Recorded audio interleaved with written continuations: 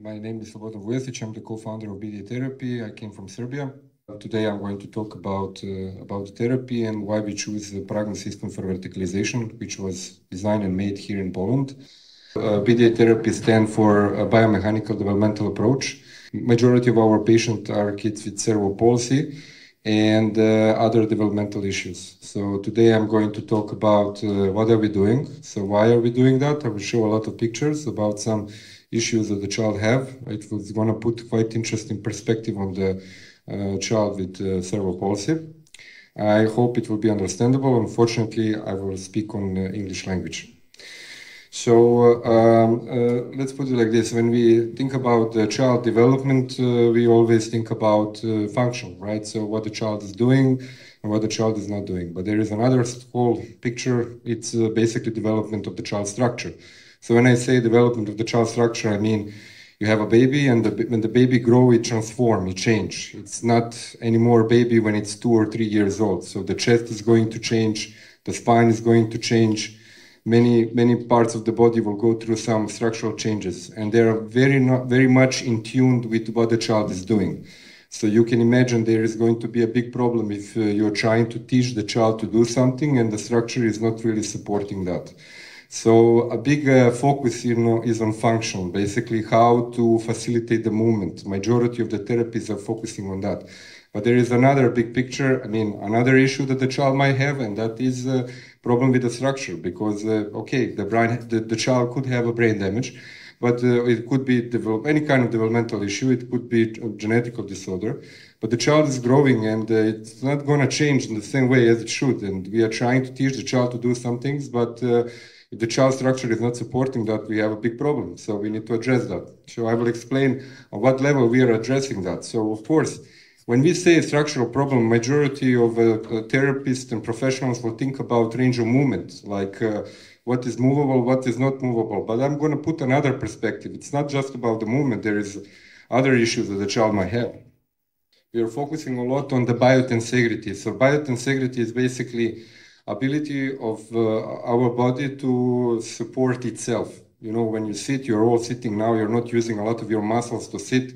That's because you're relaxed and your body is under pressure.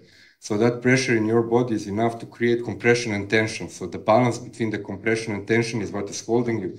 So you can sit for the whole day, very energy efficient. You don't use so much of your muscles. So look at this. You have this tent here, and you can imagine it's a soft tent. So this tent, it's lacking the tension. There is no tension in this tent, so it's kind of a tent, but it's weak. And here you have a stronger tension, a tent which have more tension. So I'm talking about the tension, because usually when we say tension, it's something bad. Like the child have a lot of tension, so how to release the tension. But I'm going to talk about a completely different story. I'm going to talk about how bad it is when there is no tension in the child body. And I'm not talking about muscle tension. I'm going to talk about connective tissue. So here we see one interesting thing. We all take this for granted. We have ability of our body to resist deformation. So, you have a chest, and if somebody tries to compress your chest will resist that. You will have a certain strength. So you can be completely relaxed. Somebody can press your chest, and you're going to be okay with that because you have this integrity. And what about if the child doesn't have that integrity, which we see almost all the time? The child with cerebral palsy could have this problem with integrity of the chest. So here I'm raising the child body, and when I raise the child body, we can see this kind of weaknesses. The chest is very soft, and you see it's deforming, and the stomach is bulging. The same thing we see here. Now we don't see it here. So this is a healthy child. So the healthy child has strong chest. Now the question is, why is this important, right? Okay, maybe some chest is not so weak and the other chest is strong. So let's see why is this so important? Well, let's put it like this. It's actually important for breathing. So why the integrity of the chest is important for breathing? Well, let's put it like this. The chest, the reason why we have the rib cage is because you need to have a certain integrity. Because the diaphragm is working up and down, it's going to change the internal pressure. So if you have a weak chest, the external pressure will start to create a lot of problems, because we need to have this chamber which is strong because of the breathing. So let's put it like this. Here is a glass, right? And here inside there is like a small hole. So I'm going to breathe through this glass. And when I breathe through this glass, That thing happened with this glass because it's pretty strong glass. It have a chamber which is strong. So when I breathe through this small hole here, everything is okay. But here is another glass. So this glass is very soft glass. It's the integrity of this glass is not so good. So I'm going to breathe now through this glass, and you see it's deforming. So you have a problem now. If you work with the kids with cerebral palsy or some other genetic disorder, you see this all the time. So I'm going to just emphasize this. The lower ribs are popping out. So the child is trying to inhale the air, and when the child inhales the air, these lower ribs are popping out here. And here, the upper part of the body is not expanding. So it's basically the lower part go out, the upper part stay the same, or it's actually collapsing. So we see with many kids when they breathe, they get this hole here. So it's like, instead of expanding, it's sinking. So this is the effect of BDA therapy. So we did some exercise on the child, which of course I'm going to explain everything what we did, and you start to get this. You're starting to get this expansion, completely different way of breathing.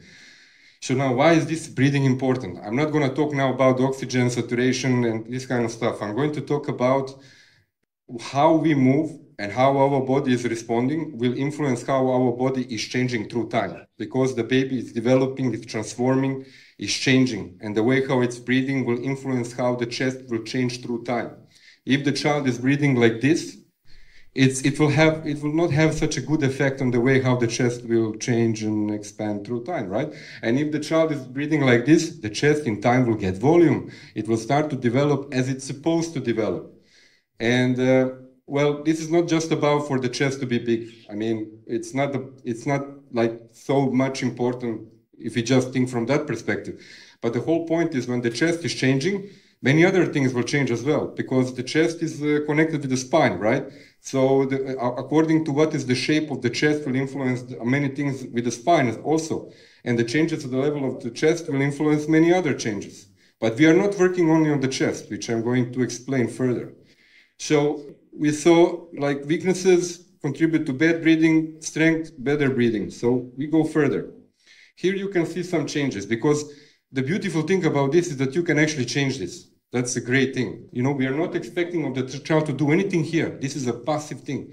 You see, I'm not showing you active engagement of the child. I'm talking about how the child is just responding to its own body pressure.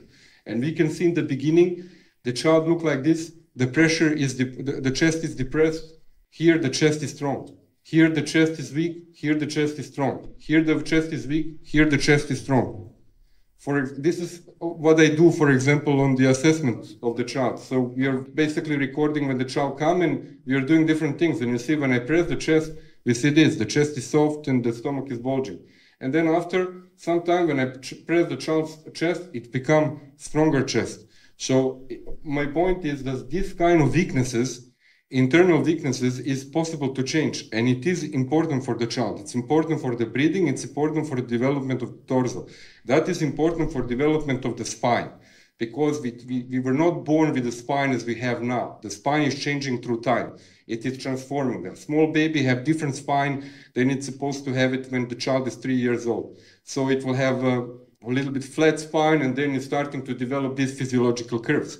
So what do we see with most of the kids? With most of the kids, we see that their pelvis is tilted backwards because the spine have one big curve. It doesn't have physiological curves. It doesn't have more curves. So then we work on the torso, chest, breathing, spine, and the child start to be able to make different curves, and that become very important for the child function. So now I come to the function, because eventually it's all about what the child is going to do, and we can only facilitate certain movement. And if the child feels that the body itself is struggling with that, maybe it will do it, but it will struggle and do it for a short period of time. So the motivation with the child become really bad. Basically, the therapist in most of the time really have to work a lot on motivating the child just about to do anything, even if we know that the child can do something. For example, it can happen the child can hold the head for some period of time, but then he gets tired and he's not holding the head. Or the child can sit, and we know that the child can sit when there is a motivation, that there is a cartoon, but the child after some period of time is refusing. He doesn't want to put this additional engagement because just for him to sit, it's so difficult. Here we can see one example. This is the same child, and we are saying to the child, okay, make your back straight, try, back straight, try. You see, he's struggling to do it. He can make the spine straight, but where are the physiological curves there? And then this is after 6 months. So you see, there is a big change there. We can make this kind of beautiful curves in his back. So what does it mean? It means that this way of manipulating with the position of the pelvis is extremely important for sitting. Because if we cannot really work with our pelvis, then, if you go to one side, you have to use the upper part of the body or your hands to go back. So we need to have the good pelvis and mobility of the pelvis to have the good independent sitting where the arms become free. I talk about sitting, but this and chest, but this is not a whole picture, because our body is responding to pressure in all situations. So you see, when I'm standing and if I want to raise one leg, what's going to happen with my pelvis? Here, some movement is going to happen. I really didn't do this actively. I didn't even think about that. It just happened to my body. It happened to all of you. You just raise one leg and your pelvis will make some movement. And this movement is done in perfect way, because when he tilt here, make a rotation and goes to the side, you're immediately putting all your weight to this leg. And when you put your weight to this leg, then this leg is free to move. But imagine you raise this leg and nothing happened with your pelvis. What happened? You're falling to the side.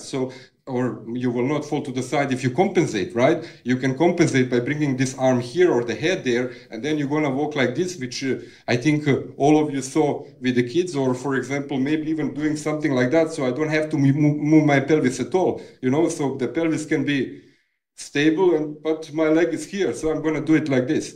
So look at this. So here we can see a healthy child on the left side. Left, right, left, right, left, right, left, right. I mean, that's how it's supposed to be, right? So that's good. So now we see here a child which it's a cerebral palsy, but she's pretty good. But, difficulties with walking. Look where the arms are.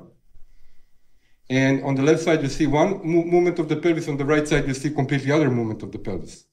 Of course, you can see completely other movement of the arms and everything, right? So what did we did here? You see, we changed something. We changed the reaction to pressure. And when we change the reaction of pressure, the child start to walk in different way. When you start to walk in different way, you see completely different position of the leg. And, the video just about explain everything. This is interesting. This is from 1 week ago. So, biomechanical developmental approach.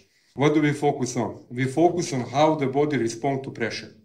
I understand the brain is damaged, okay? I'm not crazy. So I understand that there is plasticity and all these other things. But we also recognize some other problems of the child. And we want to know what is happening with the child body in different situations, how the child body is responding to pressure, and when the child is motivated, or when we facilitate the child to do something. So in these situations, it's very, very important that we get a proper responses of the body, which will make it easier for the child. So what do? We use different kind of pressure. We put the child in different positions, and we are examining how the child is responding in those positions. Then with our hands, we facilitate responses of the body, okay, which are in context of the child function, of course. So here you want to see some examples, because there are so many different things. So I will show what we do on the chest, what we do in, in different positions. And then you will slowly understand why we choose pragma. There you see, I'm putting some materials there because what do I want to do? I want to create pressure, but I don't want to deform the chest. Because if I create the pressure on the chest and I deform it, and I do that all the time, the chest in time will become just softer. You all know that. Mobilization techniques make a lot of movement on the chest, it will become softer. Sometimes it is desirable thing, especially if somebody have a stiff back or something like that. But what about if somebody have a weak chest? Then the pressure on the chest, it can make a problem for the child. That's why we do it, the pressure, which is not creating deformation. We press the chest without creating the deformation. And for that, we use different tools. So there is some memory foam, yoga mats, so we are distributing the pressure, and I'm also going to create some tension I'm going to pull the skin a little bit to the left, a little bit to the right. So, and by doing, and what I do then I just follow the way how the child is breathing. Can you imagine how simple it is? Like, it's so simple, everybody can do it. I can teach you to do that in a matter of 5 minutes. Like, relax your hand, just create a little bit of pressure, and now you pull a little bit to the side, and now you follow the child breathing. That's all what it takes. It's beautiful because we can easily teach the parents. And actually, this is what we are doing in most of the time. I hold the courses all around the world, and I'm teaching the parents how to do these therapies, how to do these kind of things, because it's easy. It's so easy. And then some other things, for example, the child could be on the knees. And when the child is on the knees, we have an issue with the position of the pelvis, we have an issue with position of the spine. So then what do? We facilitate different way, different positions. She's now working on the sacroiliac joint, because when she makes some pressure, the sacroiliac joint is supposed to make some nutation movement in the pelvis. And if that is not happening, if it's going towards the counter nutation, then we do the opposite, which is, we go in the direction where it's supposed to be. So if you do this once in a week, then zero points, you get nothing. If you do that 2 times a week, you're still not going to get much, right? So if you do 3 times a week, a little bit, if 4 times, you're already going somewhere. So that's why we actually try to teach the parents and educate them how to do this kind of exercises. And of course, we also do it in our center. So then we can see some other things, spasticity management. So this is an interesting story, because look at this. Very overactive stretch reflex, right? So tremor, overactive stretch reflex equal tremor, right? So I just touch it here and we see it's very, very overactive. So this is really a beautiful thing, because the tremor in time is getting bigger and bigger. The brain damage is not bigger and bigger, but tremor is getting bigger and bigger. So why does it get bigger and bigger if the brain is not more damaged? It's getting bigger and bigger because of the muscle fibrosis, and there is so many research which are supporting that. In time, the child have more and more muscle fibrosis. What happened then? You start to have a problem with the stretch reflex, which threshold of activation of the stretch reflex become like very low. So with a very small stimulation, you will get that. And in this situation, if I try to make a movement, then I'm getting this blocked movement. So if I go very slowly, the movement will happen. But if I go fast, then I'm activating the stretch reflex. So then what do we do in this situation? Well, if it's a problem of the muscle fibrosis, that means the endomysium, that is the connective tissue which enveloping the fiber, the muscle cells. If it's very dense and it's not able to properly adapt and change its shape during the faster movement, then we put the movement there. And thanks to the hypsotrophy effect, we get better adaptation. Then what do we get? So here you see, first of all, we use, again, different kind of materials. I'm wrapping the leg with this, we buy this in Decathlon, nothing special, just, to make a little bit of compression. And then we are applying the pressure on the tissue and at the same time movement in the knee. And then what is the effect? The effect is this, that after that I can make a faster movement and the movement is going to happen. And of course, it will go back to how it was after about maybe sometimes 10 minutes, maybe after 2 hours, but that's why you don't get a lot of effect if you do it just one day. So here we can see another position. So here I'm putting the child in standing position. So what did I do here with the legs? So this is not this is what we do. We put a memory foam around and we want to create a compression. The reason why we make a compression is because we want to emphasize the connective tissue respond in the leg. So now we want to make a movement of the weight transfer from one leg to another leg. But at the same time, we want to get the proper response of the upper part of the body. Because in reality, the legs are the least important thing for walking. I mean, if you have everything else which work well, you can walk on your pelvis without the legs. And if you don't have pelvis control, you can have very good legs, forget about the walking. So my point is that the upper part of the body reactions are the most important, and this is what we are focusing on. Because when these start to work, then the legs follow. So here we are basically using the ball, creating compression on the stomach. Then I put in something else here. So what I did now, I changed the tension. I'm changing the tension in the upper part of the body. Very light. The balls are allowing the child to move, but I'm changing the way how the connective tissue will respond. And then from that point, I'm slowly just going to, put weight from one leg to another leg, from one to another. What do I want to change? I want to change the pelvis sliding, pelvis tilt, because many times it happens. We go here, the pelvis just completely buckle like that. I want to change that. So we come there. I want to get the movement which will happen, but not excessive, not too big. I want to get the movement which will be stopped by the reaction of the structure, of the tissues. And then why did we choose Pragma? Well, we choose Pragma because it gives us this freedom to work around the child. We can put the child in all the positions. And when we put the child in all the, I mean, we were searching for certain device for a long period of time. And in reality, majority of the things are connected with neurorobotic, which is fine. I mean, I'm not against neurorobotic. I think it's a great thing. We have high expectations in the future, what's going to happen with that. But for our therapy, we needed a freedom to make a certain movement with the child and respect the child neutrals. We have to go where the child is going without external frame, which is on the way for our hands to work there. So here we are with the Pragma, we can do so many different things. We can put the child in almost all positions. We are free to put the child in all positions, and it's very easy to implement. Look at here, the child is moving all around, and you know, we are not afraid that she's going to fall, so it gives some freedom there. And then, you know, we can raise, and then there are these elastic tubes, and we can change them. We can give more or less support to the child, and they will respond to the child movement. And the other thing, which is the really amazing, and like I said, we really emphasize working with the parents, trying to teach them, and this device is affordable. It can be applied in every house. It's easy for the parents to get that, and they will really get a great therapy. So look at this. This we actually installed in one parent house in Serbia, and you can see the child had a big problem. I mean, this is a big scoliosis, right?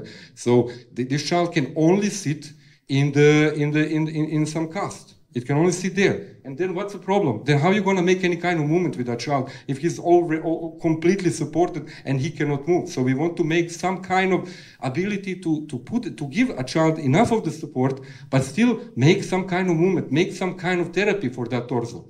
And we did this. And you know what's the funny thing about this? I came to her house. I'm not so much, tell you the truth, we are still learning about Pragma. And I came there, and when I saw how much the child was deformed, I thought to myself, how I'm gonna use this Pragma with this child? You know, he's completely tipping to the side. What I'm gonna do? And the mother, she started telling me, why don't you put this? Why don't you do that? Why don't you try this? And then I did something, and she said, you know, he's not breathing. This is bad. You have to do that. And I was just standing there looking at her, and I said, can I come after 1 month to check what you are doing? Because I think I've learned a lot from you, you know? So it's a very intuitive thing. It's a very intuitive thing. And look what, you know, she got this.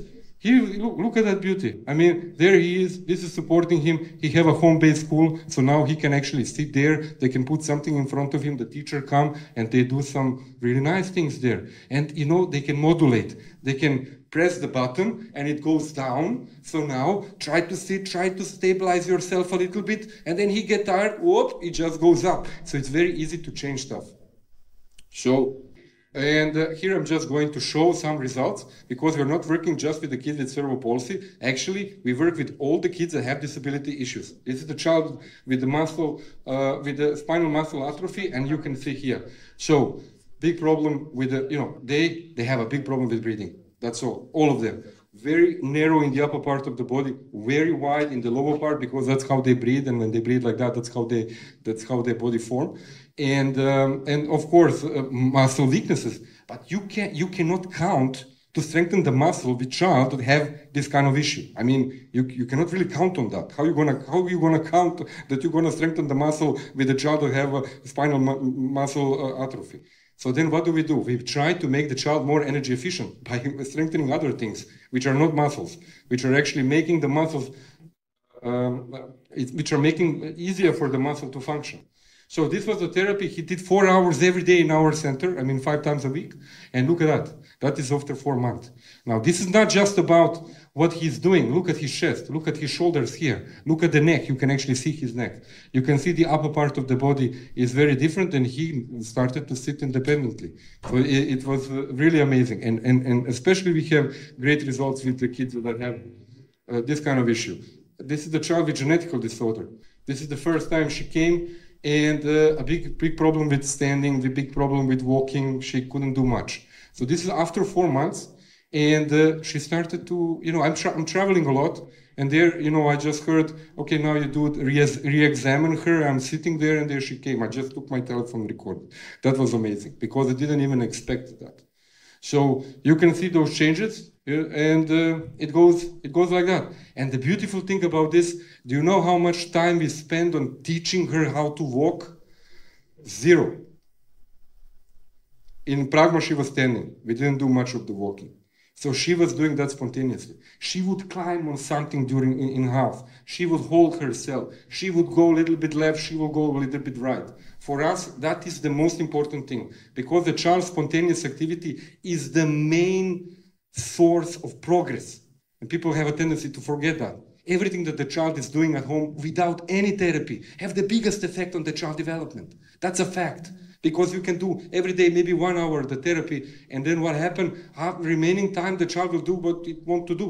It will breathe the way how it's breathing, it will move the way how it's moving, it will move in his own way, and the way how the child is doing these things will actually make these kind of changes, which eventually will be responsible for how far away the child can actually progress with function. So here we can see another child. This is the parents did this therapy, not in our center. This is 6 months, after 6 months, 6 months, so it was the courses every 6 months. The parents come and we examine the child, and we give another exercises, so we kind of follow what is happening with the child. And here you see, in the beginning here, there was a big problem with torso. The child was very weak, the torso was deforming. Then you see that the torso started to become stronger, then more and more stronger, and eventually she came to the last course and she started to have some independent sitting. It's not really something that she can use functionally, but it is showing that she got much better. And later I'm going to show her, to show to you what happened with her spine. But before that, you know, if we talk about how the body is responding to deformation, then we actually know what's going on with scoliosis. Because here we can see extremely weak spine, and you can see what is happening through time. Extremely weak torso. It's not really a big problem with the spine there, it's mostly with the rib cage and how the child is distributing the weight and how he's breathing. But I don't have time to talk so much about that. You can kind of look what's going on here. I'm just going to put some hint there. And you can actually see, this is the same girl, 6 plus 6 plus 6. You can see what was going on here. Look at this weakness, this emptiness on this side there. And you can see left and right side starting to be different. This is a child about 25 years old. Look at the left side, completely weak, and then this side started to kind of emerge. It started to be more filled up because he started to breathe there. And then here we can see how he was before, and you can see here, we can see here big scoliosis, we can see the same child, you know, where is the hump? The hump is gone. So what are we doing on the hump? Actually not much. We are working on the depressed side. And on the depressed side, we want to get the breathing. So, so I heard today about many interesting things, great things about diets.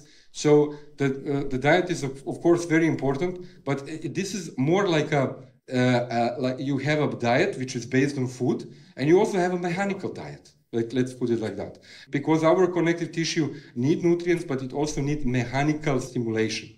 So you can give the child this kind of mechanical stimulation or this kind of mechanical stimulation. So it's almost like a diet there. And you can see here, this child had a very big problem with gaining weight. He's 12 years old. 12 years old, and a big problem with gaining the weight. So you can see the tissue quality there, and then just look at that, like very, everything really, I think you see. So this is the result. There you go. So that is before and this is after. It's not about the child that just gained the weight. It is also about how the whole chest look like and how the general health of the child look like. So thank you very much. Thank you for your attention. I hope it was understandable.